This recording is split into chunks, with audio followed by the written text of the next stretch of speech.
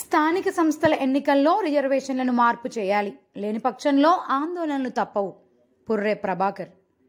స్థానిక సంస్థల ఎన్నికల్లో గతంలో ఉన్న రిజర్వేషన్లు కాకుండా మార్పు చేయాలని, అలాగే కొనసాగిస్తే ఎంఆర్పీఎస్ పక్షాన ఆందోళన తప్పవని ఎంఆర్పీఎస్ జాతీయ ఉపాధ్యక్షుడు పుర్రె ప్రభాకర్ అన్నారు. శనివారం నాడు కోల్చారం గ్రామంలో ప్రభాకర్ మీడియా సమావేశం ఏర్పాటు చేశారు. ఈ సందర్భంగా ప్రభాకర్ మాట్లాడుతూ, భారత రాజ్యాంగం కల్పించిన హక్కులను ప్రజలకు చేరేలా ప్రభుత్వం చూసుకోవాల్సిన బాధ్యత ఉందని అన్నారు.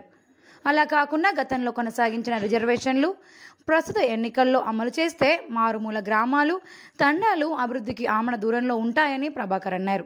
రిజర్వేషన్లే మీరు యథావిధిగా కొనసాగిస్తామని చెప్తున్నారు.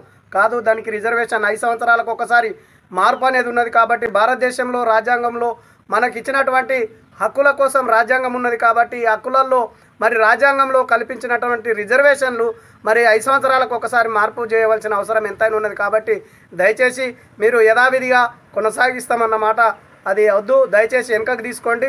మరి మారుమూల ప్రాంతాలలో, తాండాలలో, చాలా గ్రామాలలో మరి రిజర్వేషన్ అందక చాలా మరి చదువుకున్న వాళ్ళు ఉన్నారు, చదువుకున్న వాళ్ళు ఉన్నారు.